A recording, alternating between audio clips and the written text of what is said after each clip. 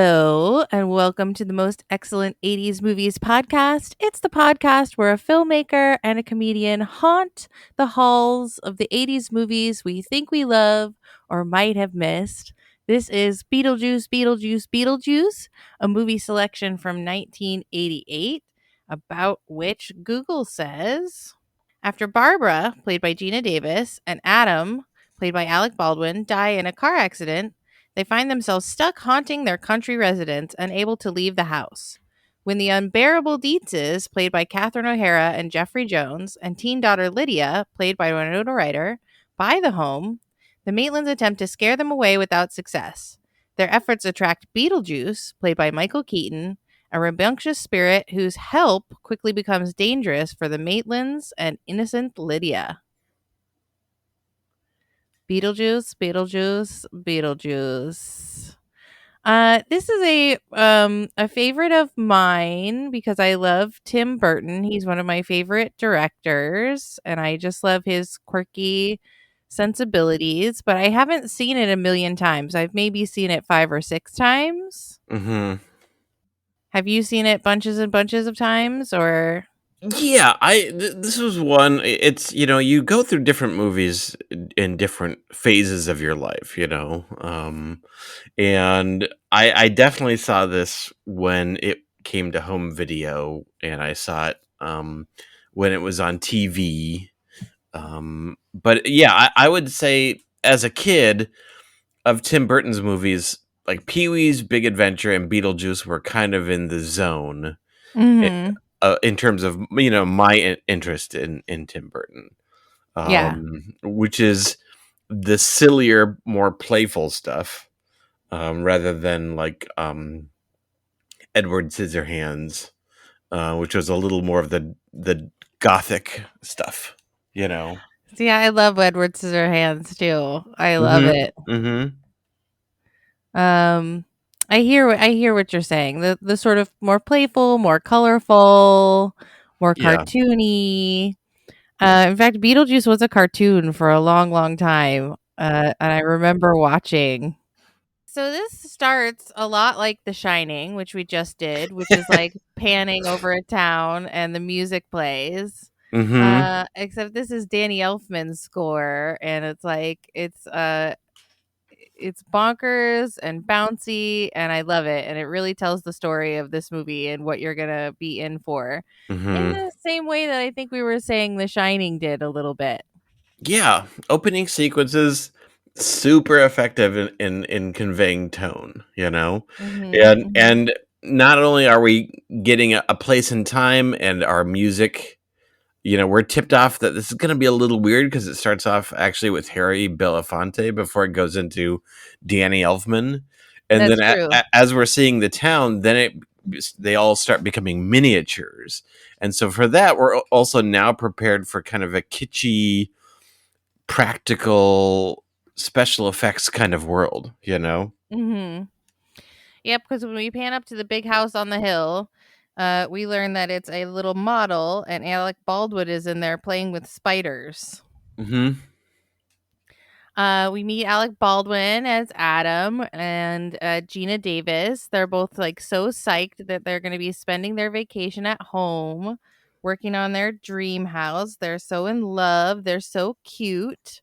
Um, there's a pesky realtor who wants them to sell their house and who's very rudely like, "This should be a house for a family. People without kids don't deserve this house. You need to get out of this house and let someone with a family move in." Mm-hmm. But she's killing them with kindness. Yes. But she's also just the worst. Like, Mm-hmm. how rude. They need to run to the store to get a new brush for his new Moroccan tongue oil. So they take a little trip into town down to their hardware store, and a little doggy scares them into crashing and falling off a bridge. Mm-hmm. And it's like when you have your main characters die in like the first couple of minutes, it's a tricky one, and you have to.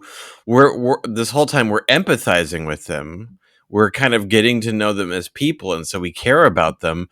And so you've got to pull off the death with a little fun, a little Yeah. silliness, so that you're on for the ride. You know, Yeah. that you can take it, and it's not a major bummer when they die, because they technically die through drowning, which is if we had actually seen that, it would have been pretty terrible. But Yeah. yeah, so the doggy is balancing on a wood beam, and they're like, "No, no, don't move, don't move!" And then the dog moves, and then the car goes falling into the river. And so, by having that extra little silliness with the dog, it kind of lets us buy into the fun of their death. Right. Because their death is just the beginning. Yeah. Tim Burton has a way of looking at death and like really macabre subjects in a fun way, which just sounds so weird to say, but he like Mhm. really brings the fun. He puts the fun in funeral, Yes. if you will. If there's one person who does that, it's Tim Burton. Yes. So they get back to their house and like things are weird. There's like a fire in the fireplace. Her hand catches fire. Alec Baldwin tries to leave and ends up in this weird like sandy wasteland, and she says he's Mhm. gone for 2 hours. They can't see themselves in the mirror, and they find their little handbook and they realize they didn't survive the crash. Yeah. And um uh, one of the things this movie didn't have a lot of money, and so they really wanted to purposely kind of wear on their sleeve that the special effects were a little campy, you know. Mhm. And so as as you start watching, you realize the little hints that it's okay that it's a little campy. We're gonna have fun with this movie. Yeah. And that was a practical decision because they didn't have much money. They had to kind of lean in that direction. And I like it. The claymation and stuff like really gives it a mood and a feeling and a vibe, which is what I'm into. So like better special Hmm. effects would have made it not as good a movie. Yeah, absolutely. Um, yeah. We meet Beetlejuice a little bit. We see that he's like looking up their obituary and he's like, "Well, these people look stupid." Hmm. The house is for sale now and a new family comes to live there. It's Delia Dietz, Lydia Dietz, and Papa Dietz. Do we ever what's his name? Daddy Dietz is Daddy oh, Deets. Yeah. Daddy Dietz. And Otho, Hmm. Yeah. who's just their like So companion. high society New York. Um, the great Catherine O'Hara. Um, maybe at 1 or 2 years out from of Home Alone. Um, she's a in parentheses artist. Yep. And then she has her artist wingman Otho, and together they're basically redesigning everything. They're reimagining the house together, whereas the dad just wants a place to relax. Hmm. We find out later that he quote lost his nerve. But it's Yeah. interesting. It's like for really a lot of the movie, he's just the dad who just wants to relax. He wants to keep the house the same way. But there is a hint that he used to be a lot more of a cutthroat businessman, which comes Hmm. back as the story starts to turn. Yeah, exactly. And they're going through the house with spray paint. And she just spray paints mauve across the wall, and he's like, "You read my mind. Mm. None of my clients can read my mind, and you read my mind. Mauve. This wall must be mauve." The Maitlands realize that they are ghosts and that they should try and scare these people away. So they try various methods to scare them, and nothing works. There's a really funny part where Gina Davis like hangs herself in the closet and they just like push her aside. Yeah, there's a lot of the fun of this movie is that there's a lot of scenes where it's like, okay, now let's play on a theme. Okay, Yeah. them discovering they're dead. Like, how many different ways can you do that? And it's fun and playful. So there's a lot of there's a lot of a kind of like playground time in this movie, you know? Yes, Like, okay, so much. yeah, to where it's like it's like I find it interesting that Tim Burton, all of his movies are so Tim Burton, and he doesn't write any of his movies, you know? Mhm. He finds the right stories that he resonates with, but they're it's a canvas for him to play around, Yeah. you know? And so I imagine even though he didn't write this script, he came probably invented a lot of the gags and little bits throughout the movie, you know?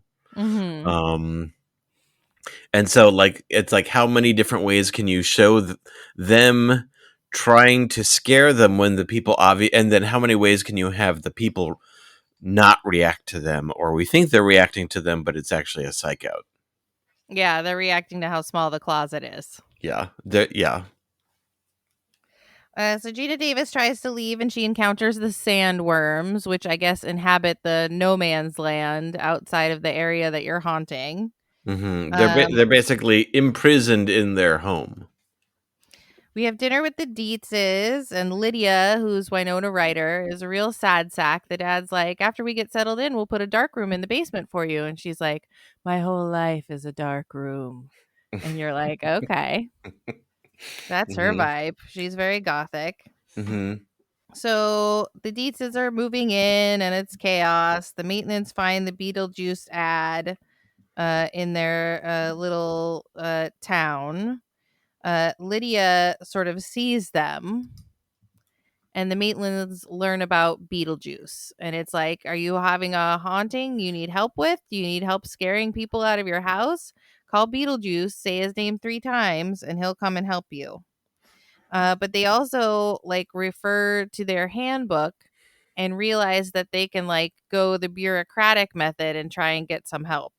So they draw a door and knock 3 times, and they end up in a waiting room that's full of like all these characters. So as you said, like I'm sure that there was some nice blend of like what was actually in the script and what Tim Burton created for the hmm people in this waiting room, because there's like a magician's assistant who's been sawed in half, and a guy with a chicken bone that's like sticking out in his throat, and like all these like really macabre, gross, but somehow funny. Yeah. Though there's again, it's kind of like different time zones, and you know, I'll use the word kitschy again, to where you have people like in safari outfits. You've got like Miss Argentina with her little you know, sash. You've got you know, like a like football players. You've got people from all these different time zones that are kind of like little action figures, but there's kind of a very kind of like 50s vibe to it as well, you know. Mhm. Mhm. And again, Yeah, very 50s vibe. they're doing so much, you know, with what they've got, using like forced perspective, using like paintings in the background. You know, there's no CGI at this point, and so they're doing their best to really kind of like make the most of the environment and make it fun, so you don't see the seams, you don't see how small the set actually is. Which I think makes it seem really cozy and like and extra quirky. hmm So Juno is their caseworker, and she tells them that they've got to spend 125 years haunting their own house. So they've got to like make it work. And she urges them to not try Beetlejuice. He was her assistant and he went rogue. yeah, and I totally forgot that backstory, you know. Yeah, me too. That's And interesting. she's like, do it yourself, get rid of them, scare them out of there. And you only get help. Like the bureaucracy of the underworld is really funny. She's like, you only get 3 help certificates, and like over the course of 125 years, we can only help you 3 times, and I'm your caseworker, and you waited 3 months for anybody to see you.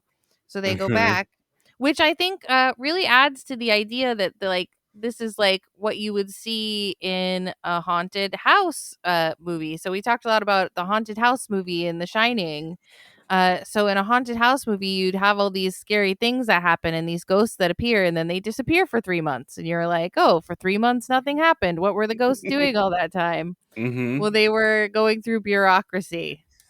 Filling out paperwork. Mm-hmm. Waiting in line. Yep. So Daddy Deets wants to sort of sell the whole town to his like business relationship guy, and he's Right. like, It's once they realize that these ghosts are real. So, after multiple attempts to kind of try to get them to leave the house, now because they're not very scary, now they see them as a curiosity. They're intrigued.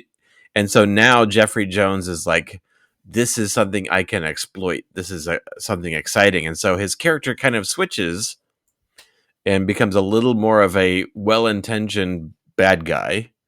And now he wants to basically buy up the town and create essentially what is a supernatural theme park, you know? featuring the Maitlands as resident ghosts. Yeah. Um, Delia, or not Delia, Lydia can see them and they sort of become friends with Lydia. She's like, I myself am strange and unusual, and they really bond with her. She sort of becomes the back and forth. So there's a dinner party scene after during which the Maitlands call for Beetlejuice. Mm-hmm. They get sucked into the model. They dig him up, but they don't like him, and so they send him away. He's Michael Keaton at his peak Michael Keatoniest. So I Mm-hmm. can't really like summarize what he does or what he's like, except for that he's like unpredictable and irreverent and bonkers. So you kind of have to watch the movie to get the flavor of Beetlejuice because I can't really capture it in a recap. Yeah. Yeah. He is um pretty nuts. I imagine Michael Keaton got a lot of leeway in terms of how he wanted to portray this character. But yeah, he's pretty bonkers. And it's interesting. He's trying to run a business, but ghosts don't have like currency, you know? Right, right. What he wants instead is basically people and a place to shack up and a way out of his rut. Yeah. Um but the Maitlands don't like him and they're like, we don't need your help, get away. So the Yeah. party is really awkward until they sing the Deo, Deo, daylight come and me want go home. And everybody does a choreographed dance number, which I just love that the Maitlands are like, how are we going to scare them out of here? Let's do a Mm-hmm. choreographed dance number to daylight come and me want go home. Mm-hmm. Let's scare Dick Cavett with a calypso dance number. Yep. And everybody loves it. They're like, "Oh my god, I didn't know I knew Calypso." They had so much fun, and that's when they're like, "We have to monetize these ghosts." And then as soon as Lydia's like, "The ghosts don't want to come down," they're like, "Delia, you're a flake. You've always been a flake, and you'll always be a flake." And they get mad and they storm out. Mm-hmm. Which always seemed to me like a little bit of a quick turn. It's like you just experience this. You want to meet the ghost. They can't make the ghost come out immediately, and so you hate Delia. Mm-hmm. But then Otho finds the handbook.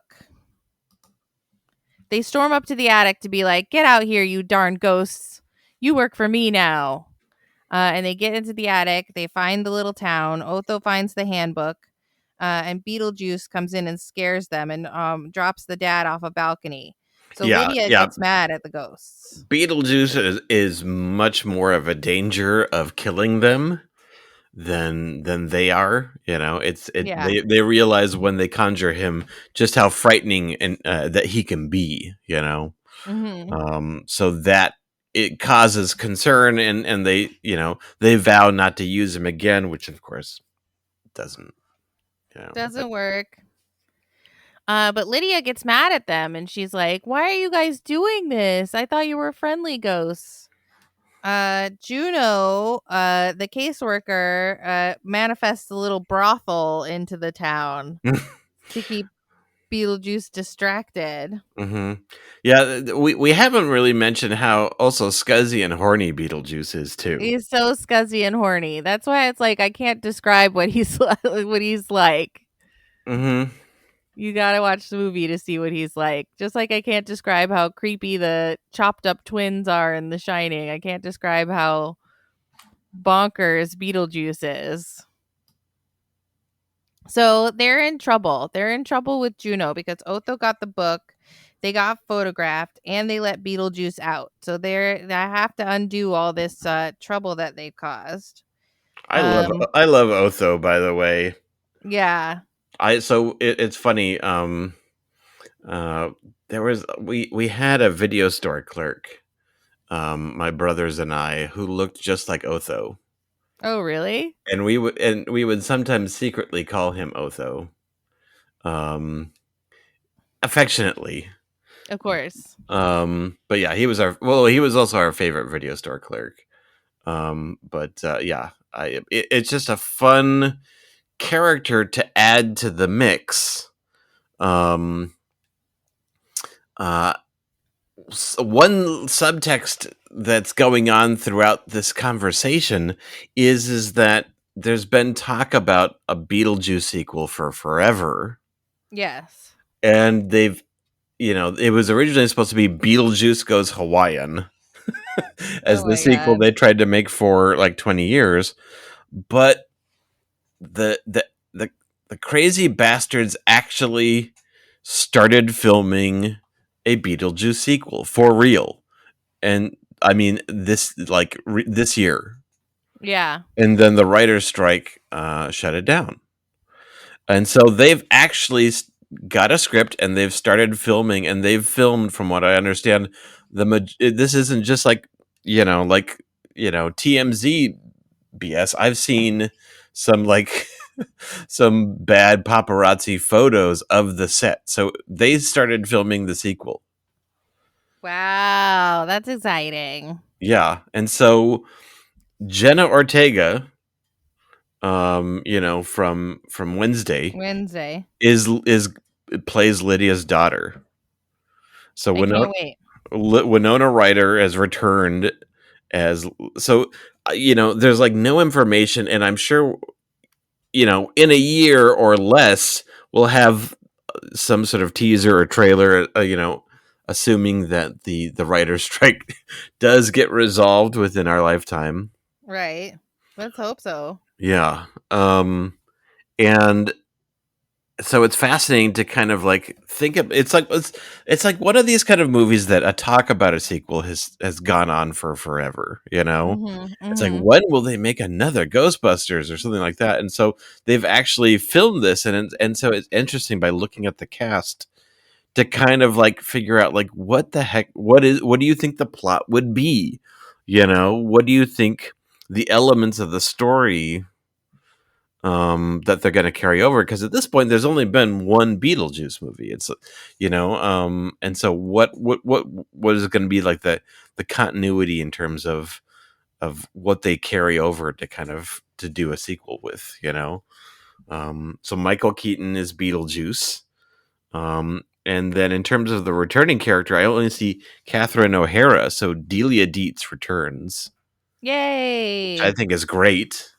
You know, I would love. So the photo I saw, Jenna Ortega was wearing pink, and Lydia Dietz had her same haircut.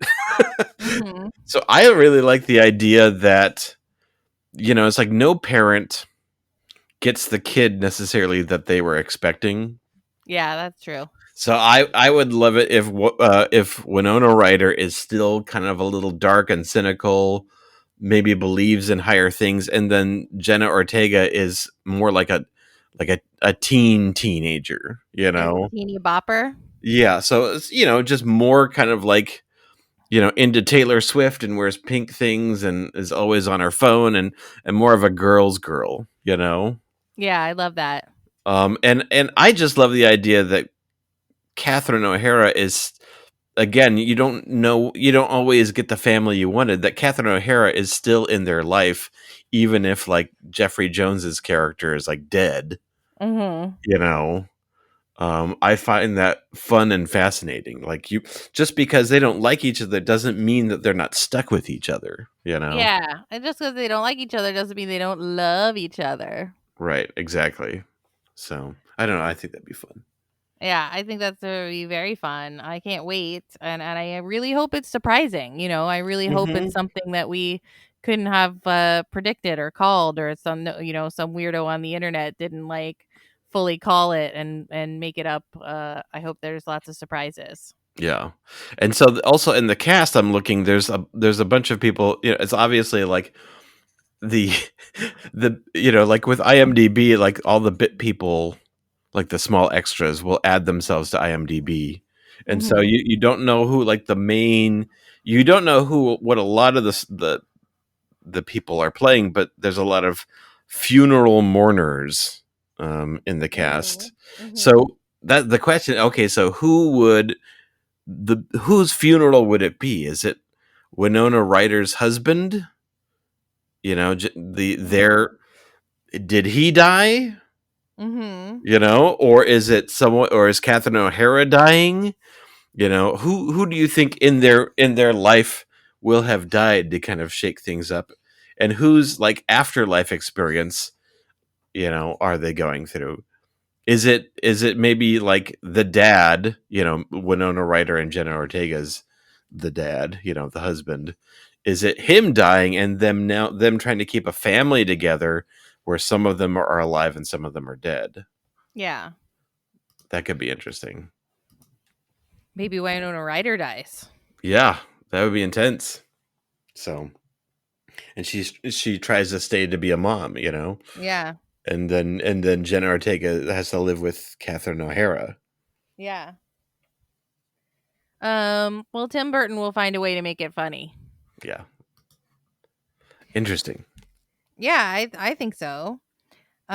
So Juno is like, you need to get these. This is when we get the iconic scary faces where like Alec Baldwin stretches out his face and Gina Davis like stretches out her mouth and puts her eyeballs on her tongue. Yeah, we're Um, moving into the big ending, the big finish, the third yeah, act, if you will. And so they basically have their last attempt because Otho's got the book, and so they're told by their caseworker to get them out pronto, and so they're trying to put out all the stops. Um, but Lydia, she wants to kill herself, and yeah. because this world sucks, and so she wants to join her friends in the afterlife. Hmm. Which Um, is so dark when you think about it. It's so yeah. so so dark, and like they don't spend any time being like, "Oh, here's this really dark thing. This teen wants to commit suicide in this fun, lighthearted comedy movie." Mm-hmm. And you're just like, "Well, we'll just skate right past it." Yeah, because she sees the world of ghosts and magic and fantasy as much more appealing than the world that she has to suffer through.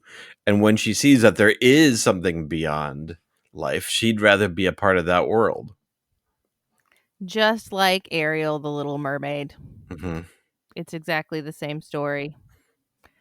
So they go back and Lydia has let Beetlejuice out by playing charades with him. Yeah. But They she's made a deal that she's going to marry him, and so that he can, what, get out of, like, ghost prison, or what is his situation? Like, he's able to. Yeah, I don't know. I never got it. Yeah, I never understood why he wants to marry her. right. But that's the thing that they conjure up. Get out of Um ghost debt. yeah, exactly. So Lydia's like, I want to kill myself, and Barbara's like, no, no, no, no, no, you can just stay in the house and visit with us. You don't have to kill yourself. Downstairs they're doing a séance, and they are summoning the Maitlands into their wedding clothes, which is essentially killing them. Hmm. It's sucking the life out of their ghostly forms and turning them into like husks and shells, which we saw in the beginning when they're in the bureaucracy. They're like, "What's this?" And they're like, "Oh, those are souls that have been exorcised." So for the dead, that's death. which is such a good introduction to that, to put stakes on this, because you think like, oh, what can happen to them, they're already dead. Well, if they get Mhm. exorcised, then they're in this like eternal purgatory, so it creates these really like believable stakes. Yeah. You have to do some sort of invention if the characters are effectively dead. It's like, well, what could they want? Like, they don't need money. Beetlejuice wants something else instead. It's like, well, what's the danger? They're already dead. And so you've got to invent basically sort of like a purgatory. And so, yeah, I think the movie does a really good job of kind of adding stakes in a situation that you could just assume there are none. Yeah, exactly. So the whole ending is shenanigans. So I can't really like recap it. It's shenanigans, shenanigans, shenanigans. Beetlejuice turns into an amusement park ride. He gets rid of the business guy. They're trying to say his name 3 times so that he'll disappear, and he keeps stopping them. And then finally, Gina Davis rides in on a sandworm and eats Beetlejuice as he's about to marry Lydia. Hmm. And the day is saved. Yay! Yay! But it's like it's hilarious chaos. So you've got to watch it just because like, I can't do it justice. It's Yeah. hilarious chaos. Yeah. Michael Keaton is so disgusting and charming at the same time. He's both Hmm. repulsive and attractive in Yeah. a way only he could muster. Michael Keaton is so great. Hmm. He really is just a wonderful performer. Yeah. This movie has a great cast. Yeah. I was just thinking, like, I feel like especially the female parts are just so, like, the female actresses are so good. You've got Yeah. Catherine O'Hara, Gina Davis, Winona Ryder, just all knocking it out of the park. Powerhouse ladies. And I think Alec Baldwin is a weird choice, but I don't think he missteps. I don't think so either. I think he's like very white bread and milk toast. Mm-hmm. Yeah. And I think he yeah, he never he wouldn't have been on my short list casting this movie, but I think he hits the mark. I think so too.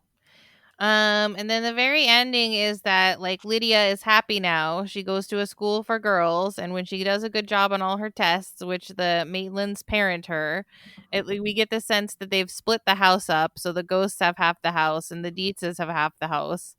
And if she does good on her test, then she can party with the ghosts, and all the ghosts show up and do a calypso dance, and the football players are there, and everybody is like dancing around, and it's happy, happy, happy. Mm-hmm. And that is Beetlejuice. Woohoo. Woohoo. You can't really recap a madcap movie like this.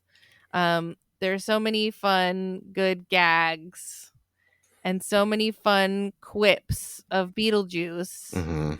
that you have to see it. So I totally recommend this movie on a scale of 1 handbook for the recently deceased to 10 Mm-hmm. handbooks for the recently deceased. Or should it be Shrunken Heads? Yeah, okay. Oh yeah, because that's the button that we get is that Beetlejuice is now in the waiting room and he gets like number 9,273 or something. Mm-hmm. And he switches with the shrunken head guy, and the shrunken head Uh-huh. guy shrinks his head. Yeah, that's why time passes so long, is because the waiting room is nuts. It's like, I'm sure that not every there's obviously not 9 people in the lobby, 9 million people in the lobby. They probably exist in sort of an ethereal state that they're not even aware of. Yep. It's hard to say. Yeah. So on a scale of 1 shrunken head to 10 shrunken heads, 10 being the best amount of shrunken heads, how many shrunken heads do you give Beetlejuice? I think I'm gonna give it an 8.5. That's what my gut That's is telling me. exactly what I was gonna give it. That's exactly what I was gonna give it. 8.5. I mean, really, when you're getting, I feel like I hate giving movies number ratings anyway, because you know like a terrible movie might still fill you with joy and you watch it more times than something that won all the Oscars, you know. But I feel like anything at an 8, it hasn't done anything wrong, you know. Right. And then at that point it's just extra gravy, you know. So I Mhm. feel like there's just a ton to love about Beetlejuice. You know, is it perfect? Nothing's perfect, you know. But this is like for me like a great Halloween movie. Yeah, it is. It's a really great fall, it's spooky season. Uh Hmm. It's just the right. There's so much playfulness and silliness and inventiveness and creativity. Yeah, that is just a lot of fun. I love it. Do you have a deep cut recommendation? Yes, I came up with it like 5 minutes ago. Okay. So my deep cut recommendation is going to be if you're in the mood, this it's not from the 80s, it's from the early 90s, so it still kind of feels like it's from the same zone. It's maybe only 4 years later, but if you're looking for another visual effects bonanza that deals with silliness and death, Okay. then I would go with Death Becomes Her. Oh, what a great recommendation. um, so Robert Zemeckis, Meryl Streep, Bruce Willis, Goldie Hawn. It's just a lot of fun, yeah, and it's zany. It's a different type of. There's horniness in this movie too. Yeah, yeah. But yeah, it definitely goes nuts and silly and is all about death and deranged people. If you haven't seen it in a while, it's a good time to revisit. They'd make a good double bill. Yeah, that's excellent. A perfect deep cut recommendation. So I went a little bit silly with mine. I just had such a good time watching Catherine O'Hara Mm-hmm. that I wanted to recommend a Catherine O'Hara vehicle, where you can get the absolute most of her and her silliness in sort of a black and white Tim Burton esque garb, and Mm-hmm. that's Schitt's Creek. Mm-hmm. If you haven't seen Schitt's Creek, I highly recommend it. Catherine O'Hara is lovely in it, and she just dresses like she's in a Tim Burton movie the whole time, even though she's in a tiny little quaint town where she doesn't fit in at all. She never gives up her own sense of style and continues to be who her character is, Moira, throughout the whole thing, which reminds me a lot of Delia Deetz. Have Mm-hmm. you seen Schitt's Creek? I have, yeah. I haven't seen it all, but I've definitely seen a bunch. You got to see it all. Okay, stand by. You must. You must. I insist. Okay, yay. So thank you so much for listening. If you go to our series page on truestory.fm, you'll find links to everything that me and Nathan do, which for me is the Neighborhood Comedy Theater in downtown Mesa, Arizona. And Nathan, what links will they find when they look you up? Yeah, the best way to check out my stuff is squishystudios.com. You'll also find links to the feature film that I did recently, the last movie ever made, which is going around at film festivals right now. We're going to be in the Twin Cities Film Festival. Depending on when this comes out, this is late October. Yeah.